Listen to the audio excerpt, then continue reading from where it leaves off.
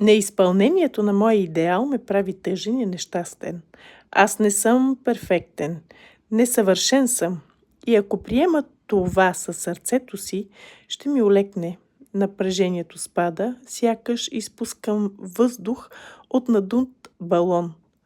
Боже, колко съм бил надут да си мисля, че трябва да съм прекрасен.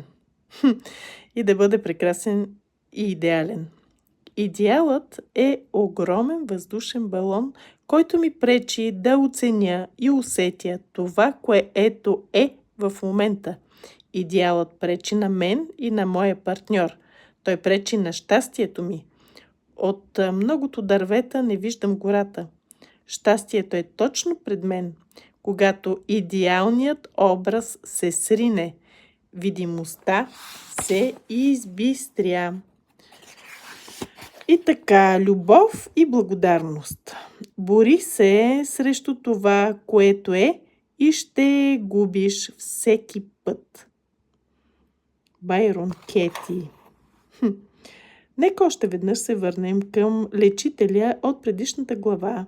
Да приемем, че той има колега, който иска винаги да вземе думата на годишната среща в горишката на шаманите, а това много изнервя нашия лечител. Той толкова се дразни, че духът му се замъглява до такава степен, че вече не може да мисли за друго, освен за този глупак. В какво състояние тогава би могъл да изпълни ритуала си за дъжд? Вярваш ли, че наистина ще завали? И ти ли все се ядосваш на някого?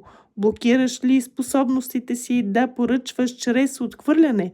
Продължаваш ли непрекъснато да даваш енергията си на някой глупак?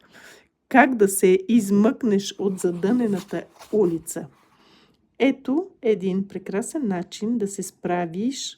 Това е техниката на Рюдигер.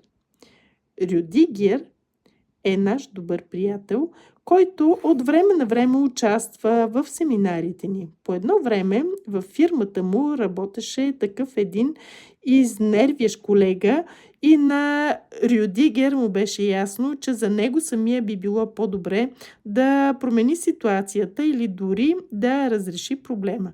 Така стига до въпроса: какво има той, което аз нямам? Как бих могъл да науча, какво би могъл да науча от този глупак? Така Рюдигер откри, че със сигурност би могъл да почерпи от самоувереността на другия, понеже по онова време Рюдигер много не обичаше